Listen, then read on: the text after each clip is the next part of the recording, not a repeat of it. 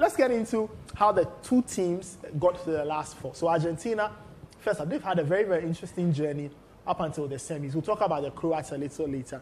But let's start off first. Let's look at their numbers, what they look like after their last, when the dust settled on their last two, or their last respective encounters. This is what we're looking at. Argentina, an XG of 1.8. So you often talk about the penalties kind of skewing the XG, and they did score one penalty. That's almost, half the XG? Yeah. So almost half the XG there. Yeah. Okay. So for me, what strikes me is I just thought Argentina came across a bit blunt. You know, if you look at a 120-minute game and what they created. And the Dutch didn't create as much in XG, if you remember from yesterday, 0.5 for the game. But they took their chances. And that's why I didn't like Argentina's approach. Because I feel like if they had less of the ball, because I guess that 70th minute period where they started defending, it really, because it was a fairly balanced game possession-wise. But I don't feel it made the most use of the ball. And that goes back to what we've spoken about how Messi is the only attacking outlet, how there's not enough runners around him. The other people are not kind of making easy chances for him. So that is always a problem.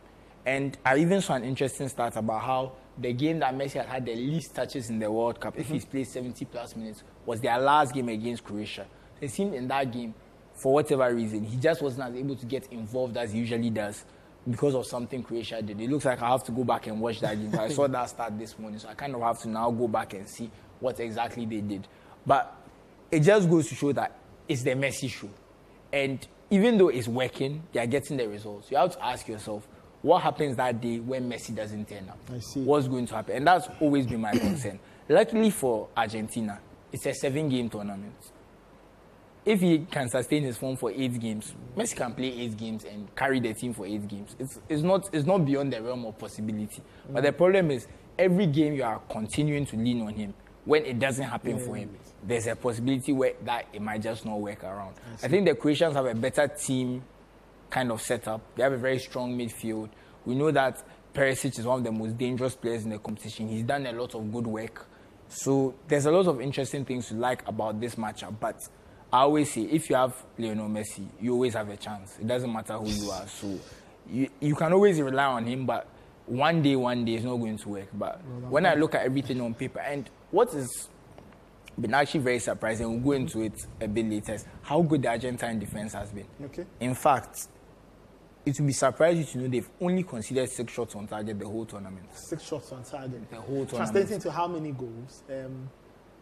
2 against the Netherlands. They've conceded 4. 4 goals. So 2 against the Netherlands. No, I think they've conceded 5 actually. Yeah. So if we go back in time, it's 2 against the Netherlands. It's 5, 1 against. Yeah, they've conceded 5. But one against. I think was it 4? No, Australia. It was 2 against Saudi, 1 against Australia. So it's 5, but from only 6 shots on target, and 1 was an own goal, so that's not a shot on target. So, it's very interesting. They are limiting teams, but somehow. It's not somehow. They have a poor goalkeeper. Well. They have a poor goalkeeper. If you say it like that, but that seems to be the issue for them. They are limiting teams. They are keeping the ball well, but somehow the ball just keeps going in. So that's a worry for me. And we will talk about goalkeepers later, I'm sure, because that has been the key thing for Croatia. Because you see Livakovic, and how well he performed against Brazil. And if you look throughout the tournament, you realize that actually he's been doing a lot of very good work for them. And he's just as important to them being here as their midfield and Ivan Perisic and the other players who have performed very well. So I worry for the Croatians because you can't rely on your keeper like that for so long. But on the converse, on the flip side, you look at Argentina, where their keeper is just not showing up unless it's a penalty shootout. That's also a worry. So, okay, we'll see. We'll get into a larger conversation about goalkeepers a little later, some of the standout goalkeepers of the competition. But Daniel, let's just run through the two things. So let's start off with Argentina, and let's talk about how they have arrived here. We've spoken about the strange, quote-unquote, strange thing about them where, so you mentioned rightly that they've restricted teams to only 6 shots on target, minus their own goal. That's 4. So yes. 6 shots on target with 4 conceded over a 7-game tournament. That's a little iffy. But somebody will argue and say that they are here. They've still made it here. We've highlighted Messi. So now let's just run through the start. We saw how they started against Saudi Arabia. and we've seen how they've evolved. So on the day, for example, what do you think went wrong when they took on Saudi Arabia? So much so that they probably were involved in the most shocking result of this World Cup. On the whole, I don't think a lot has changed since then. They didn't create a lot against Saudi Arabia, and they've not really created a lot throughout the competition on a game-by-game basis.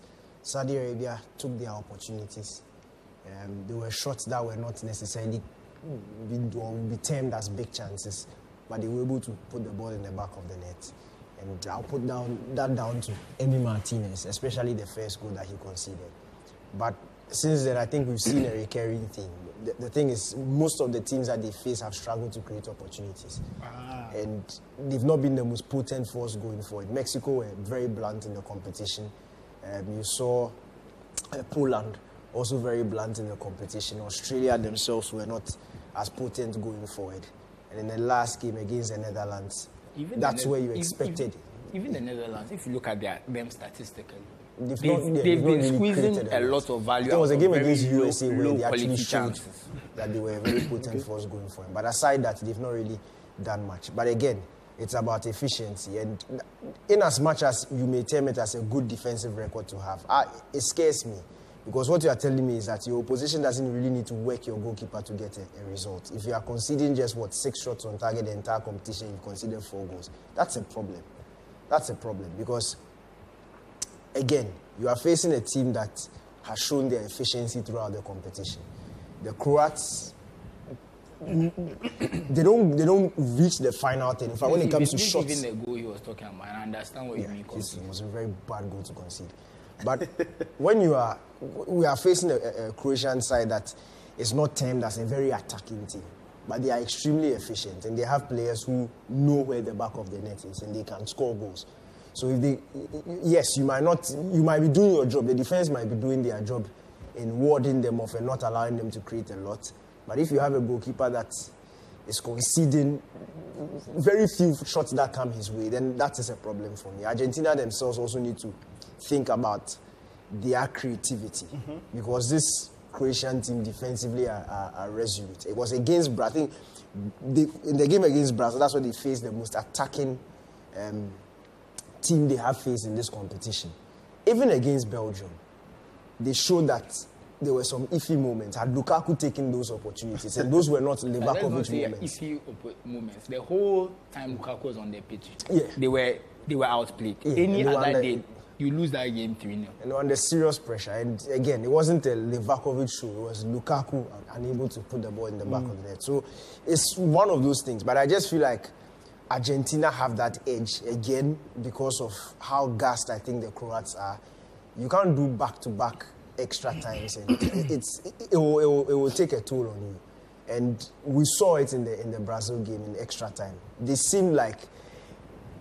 seemed tired, but that energy that they got in trying to respond to the goal, I think that's where they got it. Okay. And once you reach a penalty shootout, it's anybody's game. But you don't think that willpower can sometimes take you, or you feel that at a point something will Look, I feel like this time they're also facing a team that is as determined, if not more, to win it than them. The Argentine team has not been the perfect team, but what has been perfect has been their attitude towards every game that they've gone out into. They just want to win, and they are showing that grit that we know that Argentine teams have over the years. So that's something that the Croats will have to contend with. It's not just going to be that simple tactical battle. Maybe 4 years ago in a group stage, yes, but at this stage in the competition, who wants it more? Who's willing to grind it out? And look, Croatia last time around, they faced an English team. The English team don't have that willpower and that fight like the way the Argentines do. And I just feel like the Argentines are looking at the trophy. If you one who believes in destiny and things like that, you can't go back. You are leading 2-0, then you are pegged back 2-2 in the last minute of regulation time. Then you go to extra time and penalty shootout, you still manage to win it. It gives the players a certain level of confidence, and they start believing that this is their time. So when things like this are aligning, it's very difficult to face a team like this. So I just feel like the Croats, clearly on paper, they are underdogs, but I think this is when their competition will end. I just think Argentina will have a bit too much in the tank for them. Interesting. So Daniel talks about the fact that this might just be the end of the road for for Croatia. Do you also get that same sense that maybe he's lining up for Argentina? I wouldn't go that far. If you look at kind of the statistical markers of the teams that are left, Argentina are the best team on paper. Okay. If I look at the statistical markers, but that's not what will win you the competition, because Brazil, statistically, were better than Croatia. And Daniel said it. You would think that when you watch those games, they won that game. But unfortunately, it doesn't work like that. And the points we spoke about, the two goalkeepers, Argentina could play the perfect attacking game. And Livakovic could show up again and deny them any opportunities. And on the other side, the same thing that they did against Brazil, they take one shot, it goes on target, and Emi Martinez is nowhere to be found, and that's it. Okay. It can happen. And we've seen it happen in the last stage. And like you said, Emi Martinez's record, if you look at it, it's atrocious. I honestly, honestly, when I was kind of doing the research into the goalkeepers, and we'll bring it up, I was shocked by what I was reading. It's so bad that if you had been on any other team, if he was keeping that same, in fact, let's say he had been Croatia's keeper, for example, he had been saving shots at that same frequency. It would have been out in the group stage. Croatia would have conceded 14 goals so far. Oh, wow. Yes. Instead, they've considered about, 4 or 5. So that should just tell you how, porous he's been. But I guess if he gives you that moment in a penalty shootout and he gets you to the next round, it was all worth it in the end because you've gotten here. But considered 3 goals. What? Croatia. Is it 3 goals? Yeah. But they considered 1 against 2 Brazil. 3 sheets against Belgium. And then 1 against Japan. Morocco. Canada. 1 against Canada, 1 against Japan, 1 against Brazil. It's 3. Yeah. In fact, in 90 minutes, you can even scale it down. In 90 minutes, they considered just 2 goals. That's 2. Yeah, exactly. But crazy. That's the point. Like, if you look at it relatively, one keeper is like playing out of this world. The other keeper is he's just there. So those 2 things really worry me. But again, we always say if you have Messi and someone like Lautaro Martinez, maybe his confidence will come from scoring that penalty because we've spoken about how his finishing has not really been. He's not been at the races this tournament.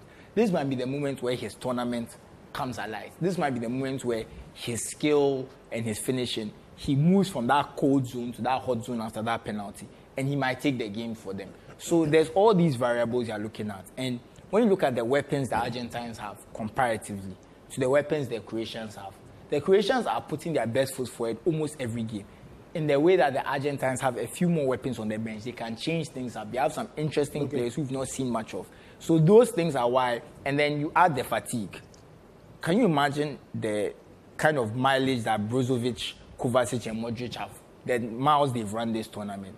And the fact is, we know they are going to have to start this game if they are going to have any hope. So when I look at all of this, it's like, it just doesn't look good for the Croatians. But they've kept proving us wrong. They proved us wrong at the last World Cup. They proved us wrong at this World Cup. So I wouldn't want to bet against them. But it's really Argentina's game to lose. But I'm not ready to talk about destiny just yet. I've not seen enough to say that they are destined to go the distance. Interesting. So for our viewers, these are pictures from Belgium's game against Croatia. Daniel spoke about the fact that this was a game where really it wasn't down to what they did. It was down to what they didn't do or what they couldn't do. And it was down to Romelu Lukaku having a horror show in this World Cup game. A horror show that some people believe has kind of nailed, really, the final bit of this golden generation, and maybe it requires that Belgium will have to reset.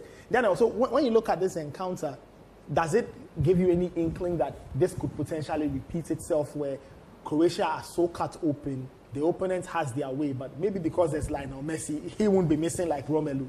No, the thing is, Argentina don't also create so many chances in the game, and their creativity comes from one man in Lionel Messi. The thing is that I don't see the Croatian defense having the legs to be able to handle him because of how porous I've seen them in this competition against Belgium, against Brazil, where they needed their goalkeeper to save them. So I feel like it will be down to the clarity of chances that Messi creates. The clarity. Yes, if he can do what he did against Australia, create those clear-cut opportunities for whoever it is it Alvarez or Lautaro Martinez or whoever, I think we're down to the finishing versus the goalkeeper. But those sort of chances that favor the attacker, like 4 out of 5, that's against the goalkeeper. So I think that's what it's down to. And I think they can do it. I think he can do it. If he's creating at least 3 of those chances in 90 minutes, I expect Argentina to win the game. He doesn't need to do too much because we know he has the skill, we know he has the ability to do that. It's just down on the other side and how Croatia will be able to breach Argentina. The thing is also that, as I was saying, the Croats know that they don't need to create some one-on-one opportunity. You just need to be able to hit the ball and hit it on target. And with the technical ability of Modric, of Brozovic, Kovacic, Perisic especially, look, they can hit the target for me. Look at this header from him. And it's beating Emi Martinez all day. I don't think he's spoken about it now. No, seriously. I think he's riding off the winning team, the wings of the winning team. Yes, he does his duty when it comes to penalty shootouts, but he's not a good goalkeeper. He's not. There's a reason why Arsenal got rid of him, and I'll defend that decision every day. You don't wait until he saves 2 penalties in a shootout and tell Arsenal they made a mistake. No, they did not make a mistake. It was the right decision. He's not even good enough for the Arsenal second team because he's not. No, seriously, he wasn't good enough for the bench because if they had Ramsdale and they had Lennon, both goalkeepers are better than him. They are more secure than him. You can't have a goalkeeper conceding six shots on goal and conceding 4 goals. And when you go back and you look at the goals, they are not one-on-one opportunities where you fancy the attacker. The Saudi, the 2 goals, shouldn't have been. You look at Vegas' first goal, especially. And see, Vegas' first goal was similar to the Saudi's first goal in terms of his positioning and his leg movement and how he almost moves to one side before he hops and tries to save it. There's something wrong with his feet and shuffling his feet out, but he doesn't convince me at all. And unless there's a penalty, he's just existing in the pool. And I think that it's been an Argentine problem because Romero also had that same problem. Romero wasn't the most convincing goalkeeper between the states, but when it came to penalties, he knew that he was interesting. I think Wanuso, who is injured and didn't go to the World Cup, who's currently the Atalanta keeper, he's very good. In general, from what I've seen from him in Syria, he's done very well. He did very well at Udinese before he went to Atalanta. I don't think he would have made the number 1. He wouldn't have made the number 1 though, because you know some of these things are more about who's been in the team. But I think he's a better keeper. And if he was given a number 1 slot, I believe a lot of the goals that Romero has conceded would not have been goals. But that's just my kind of retroactive view of the thing. But hopefully Martinez doesn't cost. I said Romero, Martinez. Hopefully Martinez doesn't end up costing them this game. But if anyone would cost them this game, it's likely to be him. Okay. I mean, we see Brazil taking on Croatia. We see Livakovic stopping the likes of Neymar, Richarlison, and many others. And I mean, on another day, that chance is going in. But, well, on a day like this... The only way they were able to beat him is to go around him. He wasn't the goal. That's the only reason that... See, the thing is, when you look, this is something that Messi can do 5 times in a game.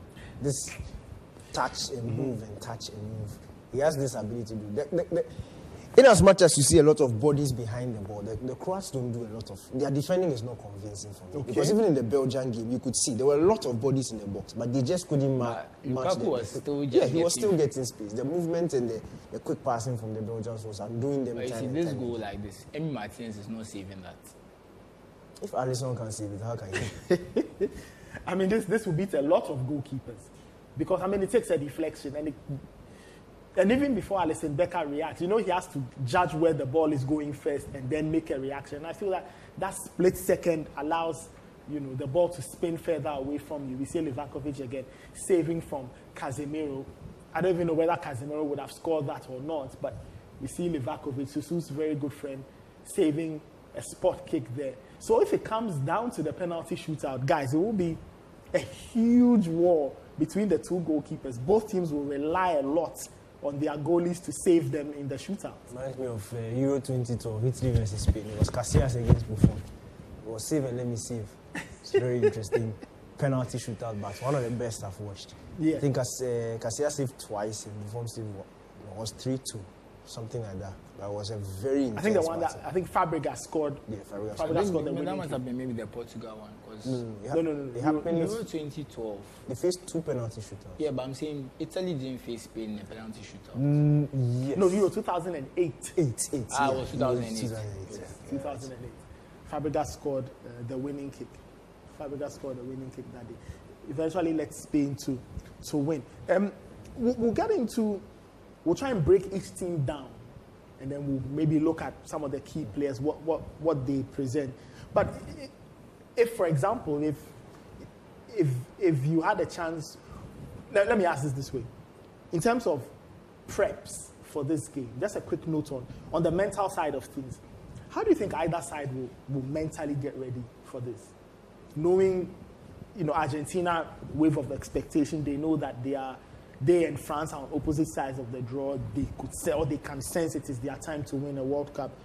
And then for Croatia, having this very interesting history behind them, 4 straight penalty shootout wins, mentality monsters. Teams seem to be very afraid of them. Once they drag you into the shootout, you almost kind of give up because knowing that they could cause a problem. Mentally, how do you think they'll get ready for this? I think the one country that won't give up is Argentina because they have the best penalty record aside Croatia in the World Cup. So they'll think to themselves, all the things you've done, we've been doing it, we can do it. But that aside, the only wrinkle in Argentina's kind of mental state for this game might be the fact that the last time they played, I believe Croatia won. If I'm not mistaken. It was a big win. And that might be the only thing that might give Argentina some pause. That last time we faced these guys, they played us off the park. We didn't have a chance. So, and I'm sure Croatia are telling themselves, we did it last time, we can do it again. There's nothing about this team that inspires fear. We played these guys at club level. We've been winning trophies against them. So I think the Croatians are in a better place mentally because there's not that wave of expectation. And that fearlessness that, look, we can get this done, we can hold out, we can play this game. And knowing that Livakovic is behind them, it will inspire them. But you look at Argentina on the other side. I'm thinking about how would that expectation affect them? How would that affect the older players who are like, this is my last chance? And Lionel Messi is probably one of them. That this is my last chance. Otamendi, Di Maria. Some of these guys will know that it's very unlikely to play in another World Cup. It's very unlikely to get another chance this good. Okay. And what about the ones who played in 2014 and are still here and think to themselves, we messed up one time, we'll mess up again. So there's a lot going on in the Argentinian camp psychologically that could be affecting them in so many different ways. It could be motivating for some players. Okay. Some players might say, look, this is our last chance. We have to give it our all. No holds barred. Let's give it our best, and whatever happens, happens. And there might be some that the fear is crippling them. So it's very interesting to see. And Argentina are just such an interesting case study when you look at them psychologically. But like Daniel said, the belief they must have after that penalty shootout, after surviving that wave, it will be immense. So yeah, it could. And they are a team that plays with a lot of passion. That's something that you have. They play with a lot more. They come across a lot more emotional than the Croatians. The Croatians seem more calm and collected, and kind of like we know we are here to do a job. Yeah. Exactly. As opposed to Argentinians who are playing with their fire in their belly. And sometimes that fire in your belly can make you make mistakes. It can make you make rash challenges. It can lead to bad decisions. So it's always better to be cool, calm, and collected. Okay. We'll see how it works out. Daniel, I don't know if you have a take on this, but maybe my question to you is, would Argentina want another penalty shootout? I don't think so. I don't think so. And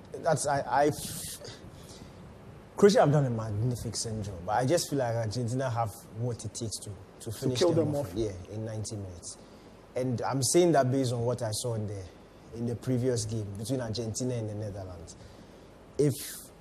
If Van Gaal hadn't reacted and brought on, the route one was the only way to break down the Argentines. And that was surprising, judging by the technical quality that the Dutch had in their team. They just couldn't figure out an attacking pattern that could break down the Argentines until they brought on the two big men up front for the route one style. And even that, it needed a last-minute free kick with a ground ball on the ground before they were able to. So eventually they went back to. Yes, they went back to. But look, it's. I just again. Out of war, you have to surprise your opponent. Again, look, what we've seen Messi do in this competition, you just know that it's probably going to happen again. Maybe, and for Argentina's sake, I'm hoping that he's able to create it for himself and be the one in control of the chance.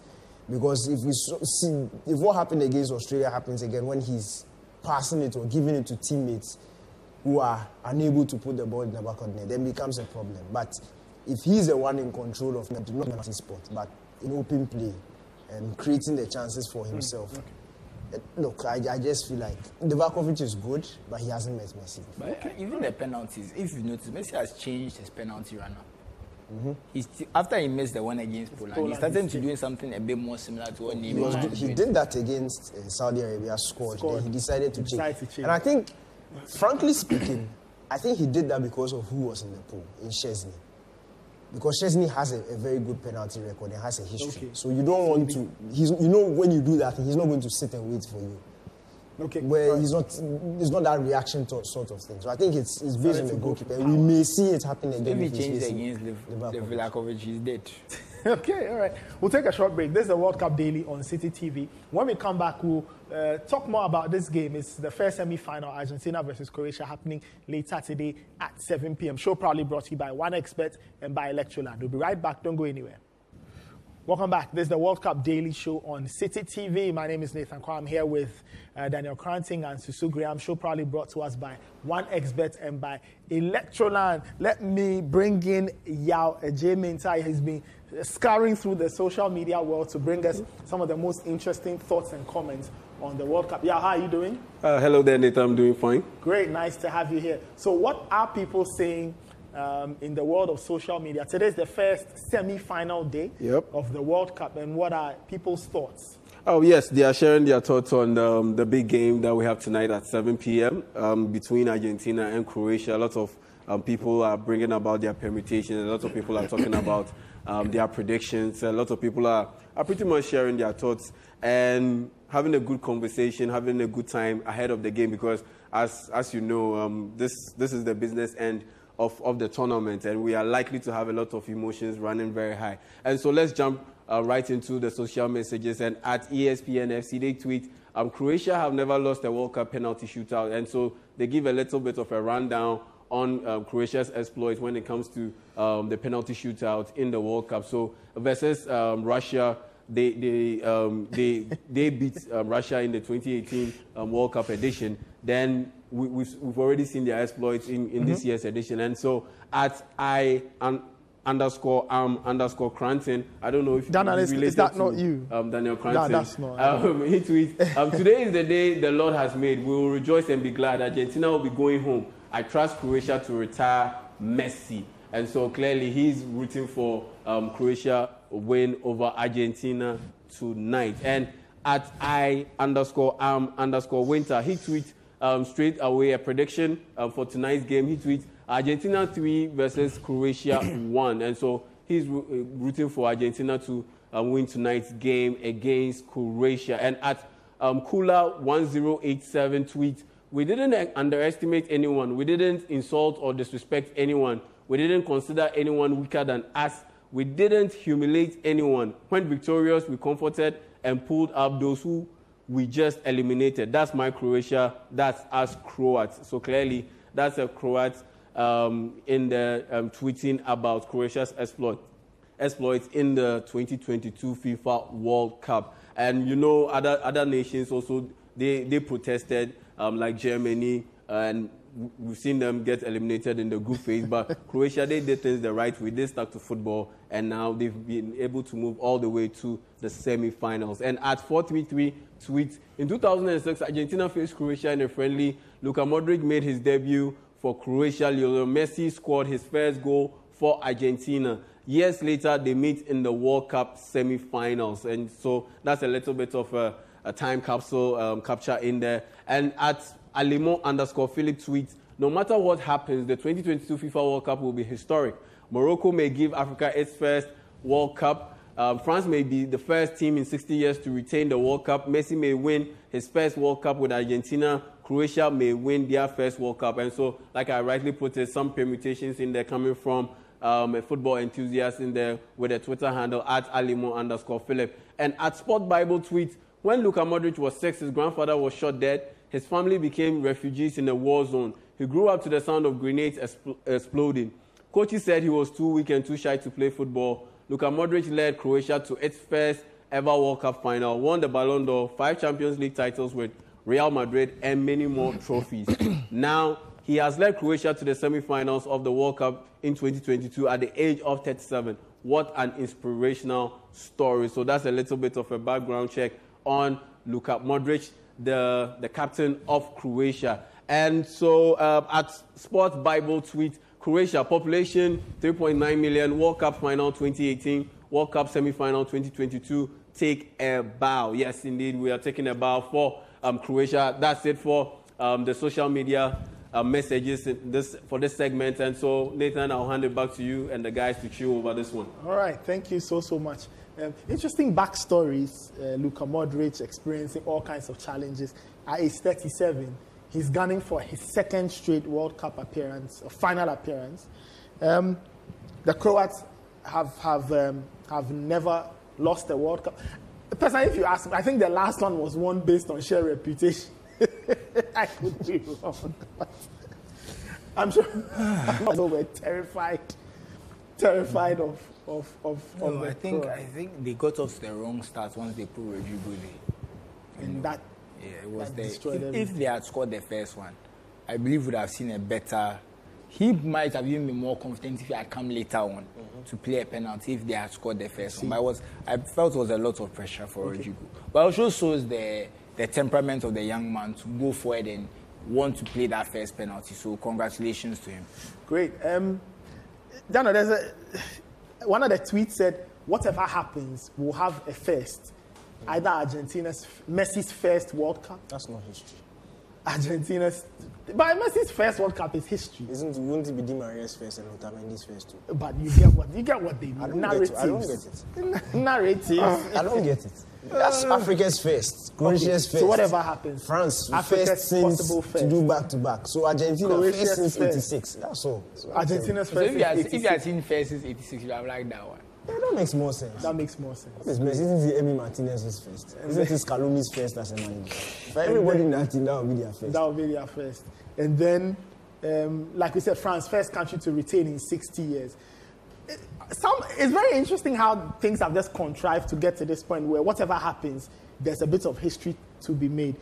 I guess the teams will think about it as they play tonight semis. Yeah. On Wednesday night. And the thing is, the interesting thing about this semi-final is there's no clear favorite.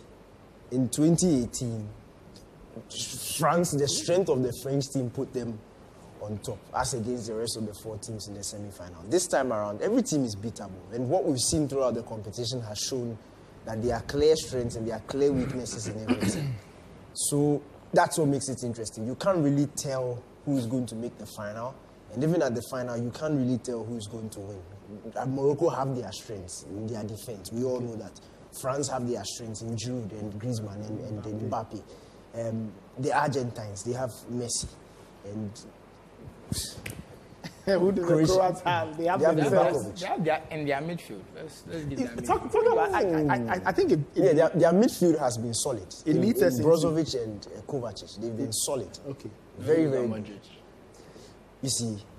I talk about them as a collective. I know the narrative that Modric has done everything. Yeah, but as a collective, I think they've done pretty well. I feel like in this competition, I would have loved to see more from Luka Modric. It's a bit unfair because of age and everything, but I think the contribution of Brozovic and Kovacic is going down the radar. They're not being given the credit that they deserve because I feel in the group stage, the last game of the group stages, the only person who could give Croatia that control was Luka Modric. And sadly, he failed them. He failed them, and Livakovic and Lukaku came to their rescue. In the Brazil game also, I don't think he did enough in terms of control in the vital moments because we know he doesn't have the legs to be able to pick the ball and do what he used to do.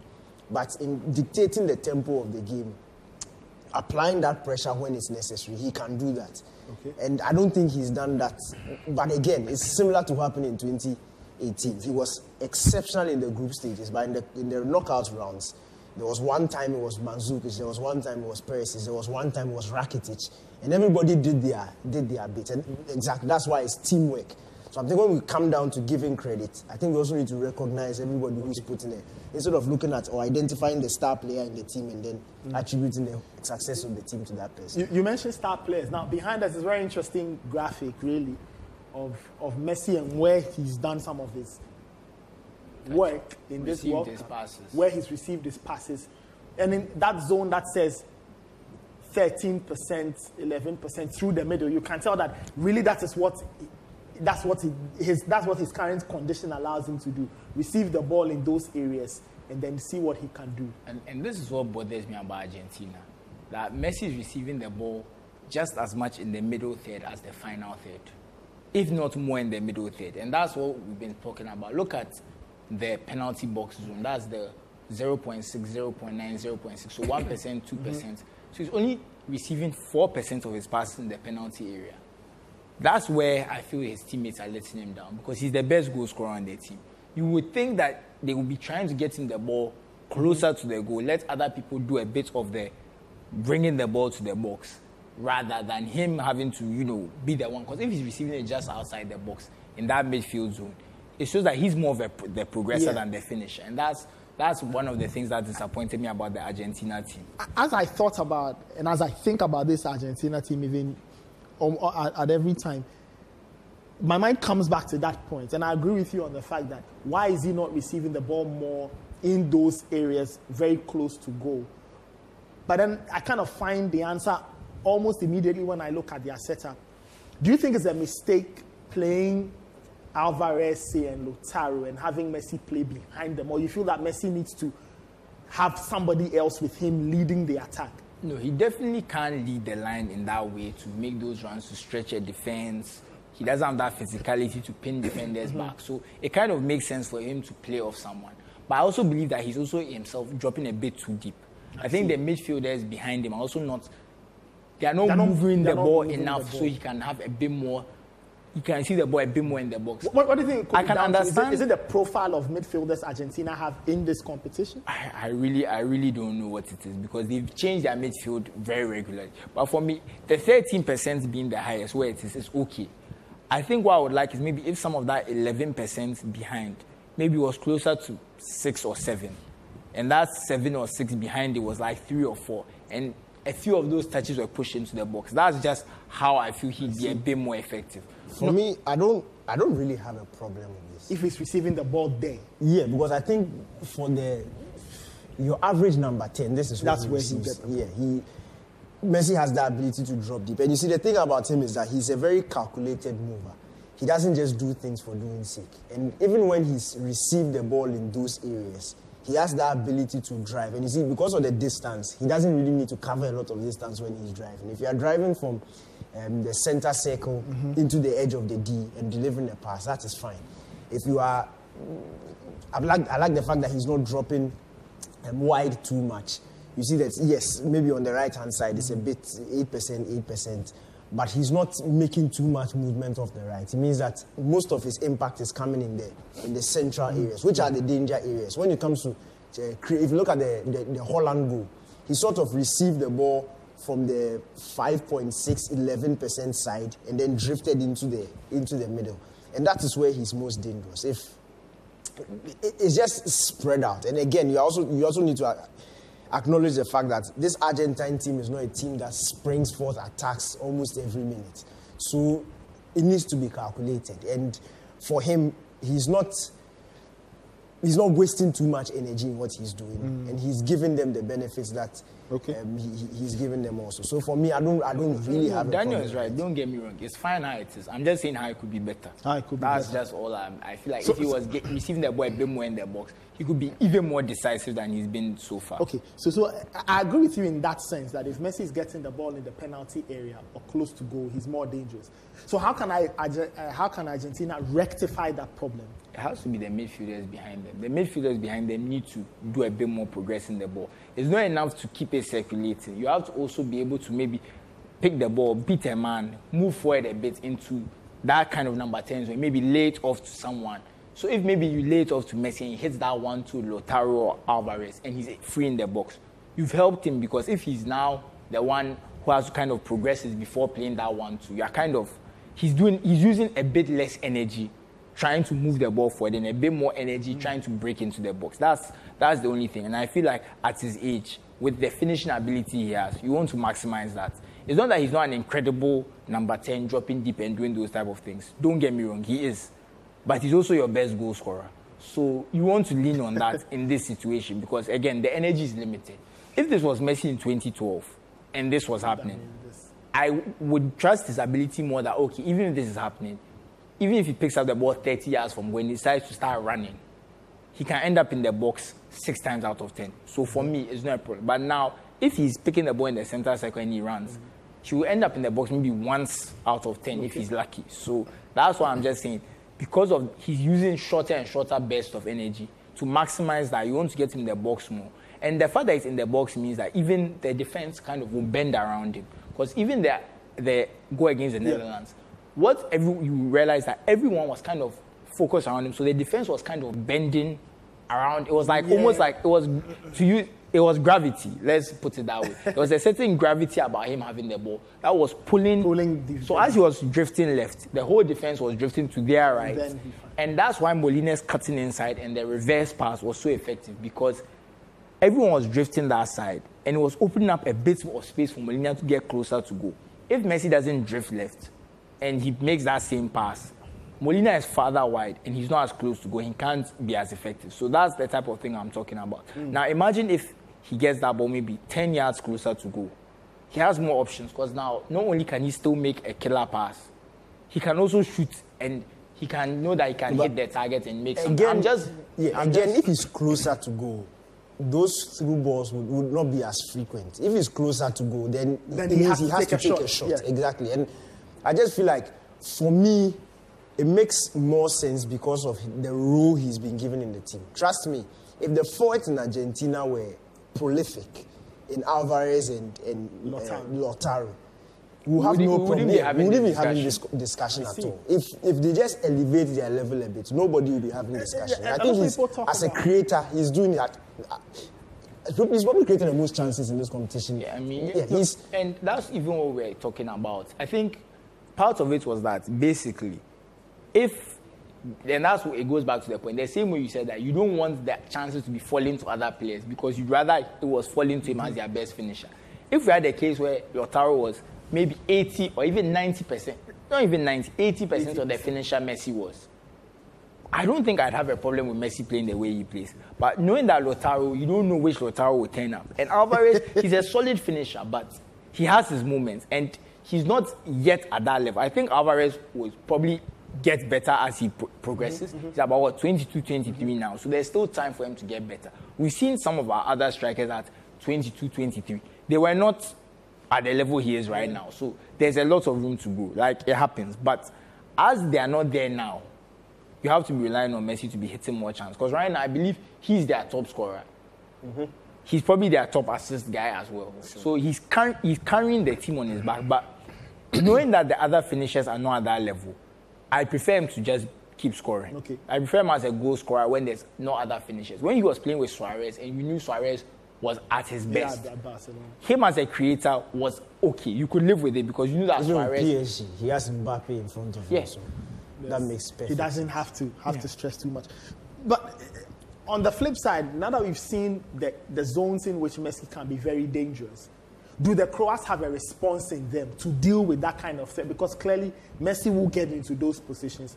Alvarez or Martinez would want to get It's Kovacic and Brozovic. Because usually Modric plays on the right of the three, so he's a bit on the other side. So Kovacic usually plays on the left of the three, and Brozovic who plays as the holder. It's a big game for them. They're going to have to be all over him. And the centre back, Vardio, he's also in that zone. But you don't want Vardio stepping up to try and deal with Messi because if that's what happens, it creates space. It will create, if he's trying to step up and Messi just coming out somebody else. No, because if he comes out, and we know Messi's an excellent, if Messi just gives him a simple nutmeg, which can easily happen, and he's gone. Now it's Dejan Lovren and maybe Lautaro Martinez or Alvarez, and you are 2-on-1. Maybe the fullbacks are trying to come inside. It just becomes just a two of a day. So Brozovic and Kovacic have to be on their best game. I think Croatia defensively, they need to employ Morocco tactics. Moroccan tactics. And not to track the deep movements of the Argentine attackers. Just hold their position. Just hold your position. Because you see, when Messi picks up the ball, and you look at the case study, Poland, Australia, and the Netherlands, when he picks up the ball and he's driving at you, in his current role, he's looking for a pass. He's not necessarily looking for a shot. And if you look at where he receives the ball, from also, he's a bit further from goal. So chances that he'll take a shot are very low. So if you are holding your positions and you are not being drawn by the movement of the deep movements of these Argentine attackers, then you are closing the spaces and you are also not giving them a lot of room to penetrate. So essentially you're saying that Croatia will have to, one, in that penalty box, hold their lines, hold their positions. But a large chunk of that midfield work will have to be done in that 13% zone. That's Brozovic's zone. Yeah. And then the 10% zone, that would be Kovacic. Kovacic is 11 and 10. So Kovacic has, let's say, 21%. You see, if Brozovic will have about 24%. If Messi is receiving the ball in this area, and my defense are stuck in their positions, and he's taking shots from around this area, I'll not have a problem. I'll not have a problem because... But won't you get worried that the occasional shot might go in? No. That's when you have bodies behind the box. Against was Mexico, where he took that one touch. Yeah. They were not expecting it. He was not closed down. Once the one touch took him in position, and before the Mexican defender could reorganize himself, he had taken the shot. But if you're able to keep him at bay, like what the Dutch did for large chunks of the game, and not allow the forward runs, those penetrative runs, then it means Messi is playing the passes to feet. And that is easier to deal with than into space. Because once you give him that space, he just needs a tiny bit and for somebody to make an intelligent run, and then he's got you. So if you are keeping him around this area and he's just springing passes to feet, you probably try and play 1-2s, which will be, yes, we know he can do it, but if it's better for him to play 1-2s around this area than for him to be able to thread those passes in behind. Because once he does that, it's your forward against, or they are forward against the back of the chain. You don't want situations like that. They won't be able to save you all the time. So clearly, Brozovic, Kovacic, a lot of work on their hands if they will keep Messi quiet. So then, what would you expect from, say, Luka Modric? He's had a relatively quieter, quote-unquote, quieter tournament. We need control from Luka Modric. Control? Because, yes, this Argentine team, they are smart in how they manage games, especially when they want a reaction. They have this... With one incident, they can spring up the game and they want it to go chaotic. And that's what you don't want. Because once it becomes chaotic, that means there's space. And then Messi can start doing his things. So we need that control from Modric. His ability to pick the ball, dictate the tempo, make sure the game is being played at Croatia's tempo. Make it as slow as possible. Because you also have threats. In as much as Kovacic does a brilliant defensive work, he also has the ability to drive and cause trouble to the Argentine defense. Score a good goal too. Occasionally. It doesn't really happen, but occasionally. So we need Modric. I will personally withdraw Modric in this game. I'll keep him a bit closer to Brozovic. Because in as much as Messi is very threatening in that area, if you also have Modric who keeps the ball very well and is also sort of press resistant, and Kovacic also, if they are able to get that midfield from control, once you are controlling the ball, once you are controlling the tempo, it means that Messi's touches are being reduced. It means that he doesn't have the space that he wants to operate in. And it works in your favor. Because with this guy... You start dropping deeper. You start dropping deeper and deeper. Like and where he's more likely to lose the ball and give you counter-attacking opportunities. Saudi Arabia. That's what they did. So the deeper he drops, the more dangerous he even becomes to his own team. Because then you have your forwards who can swarm him and force him to make a mistake. And then you also have attackers who are prolific enough to punish the Argentines. So it's just about limiting the space that Messi gets. It can be easy to say, but I feel it's possible. I honestly feel it's possible. The Dutch did it to some large extent, but that one instance where that was a prime moment and that was a prime situation and scenario that Messi wanted to be in, and he was able to punish them. So if Croatia can do that, and I think that will rest largely on the feet of Luka Modric. I feel he can do it. He just needs to show up in this game. If he can show up, I will not bet against Croatia. Wow. But again, if you are going to bet who will show up in Messi and Luka Modric, you'll be a fool to say Modric will show up in Messi. Interesting. So just in a few minutes, we've got to go on a break. So there's Messi. And then we have to deal with this other part of the Argentine attack, Lautaro and Alvarez. Would you play those two in one setup, or What do you think would make sense today for Scaloni? I think a kind of 4-2-3-1. Okay. So Messi as a number 10, and you have 2 wide players. And if you have 2 wide players, that space is a bit occupied. So Messi is not tempted to go all the way to the touchline. So would you have the it kind of like he bounces off.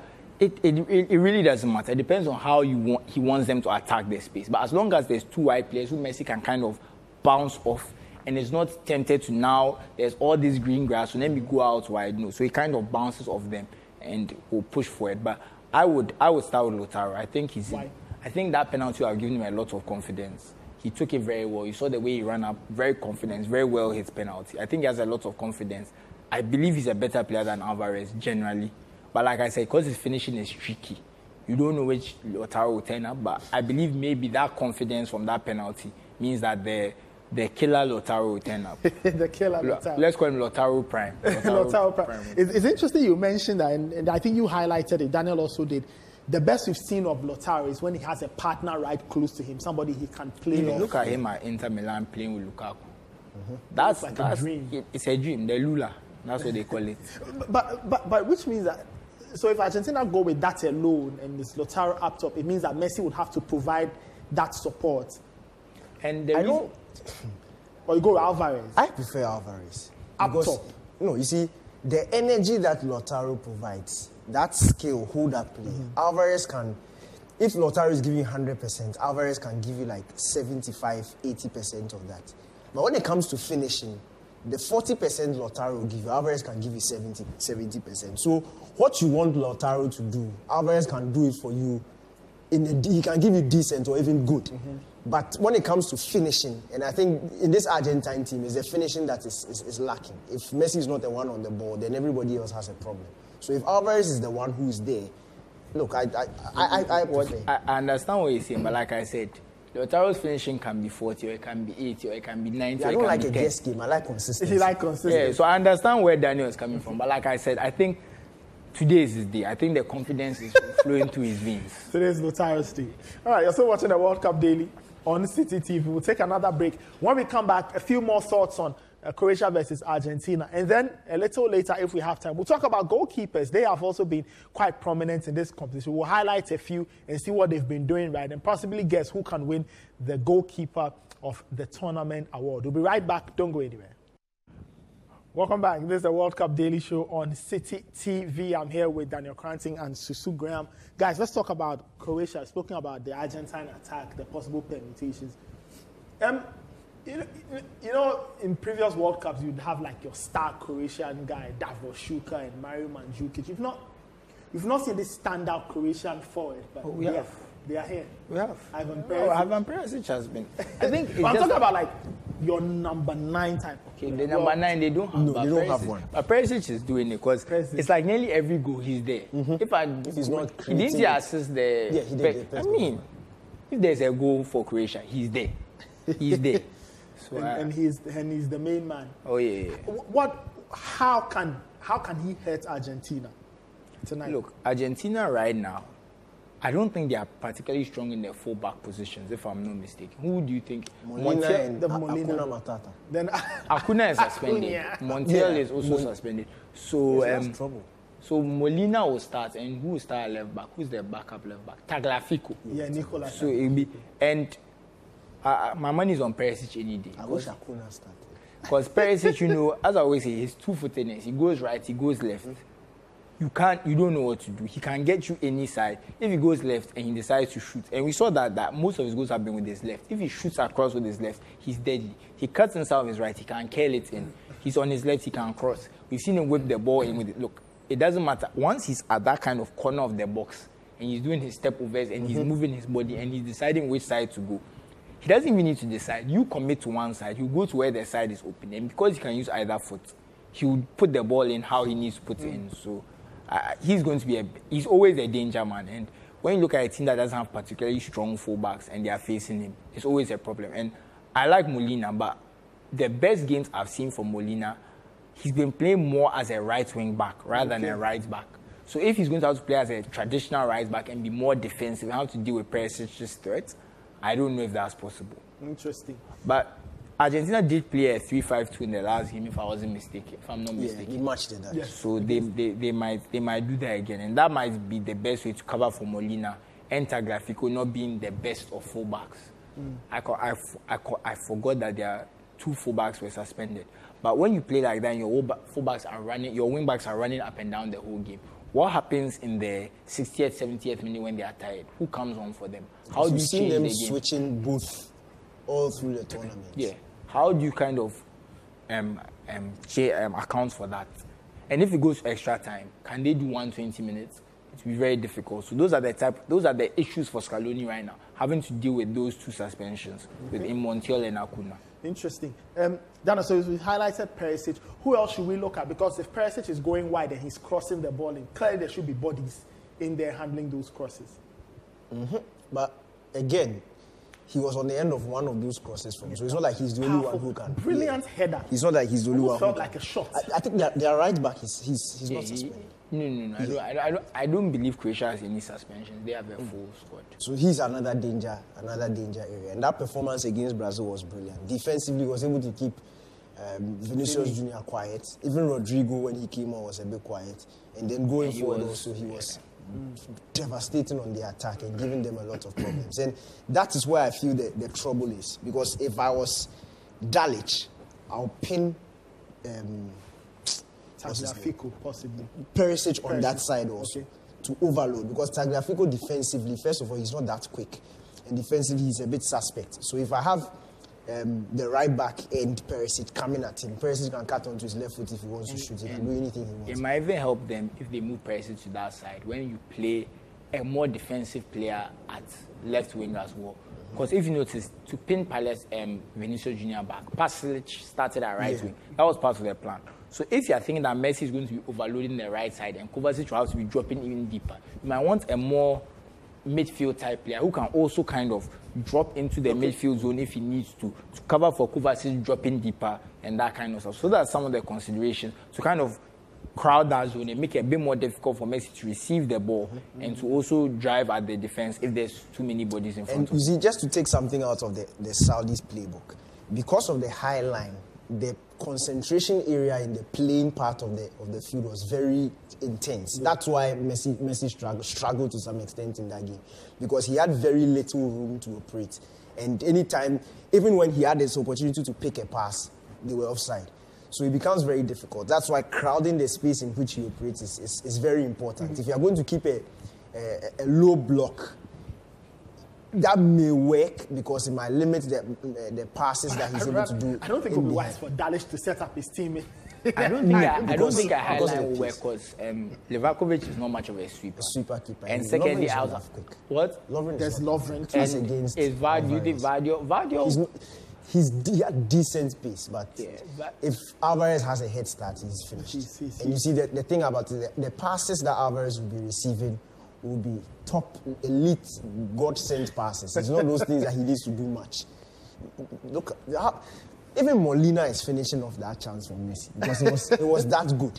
So that's the thing. He's the guy you are contending with. So you need to make sure that you make his work as difficult as possible so that he can't have that comfort in operating and doing what he does best in that area of the field.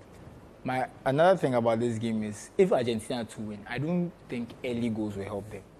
If they score their goals too early and they are kind of having to play the whole second half with a 2-goal lead, after what I saw against the Dutch, I think they'll let that lead slip again, that kind of thing. So you probably want to score the goals if they can score 70th and 85th or something, and not give the Croatians time to get back into the game. Because the Croats can't fight their way back. The Croats will fight their way back. So an early two, if they score 2 goals, maybe 2. If they score 1 early goal and they kind of are balanced and they hit them with a late dagger, that might work. But 2 early goals, I don't like that scenario for the Argentines. Okay.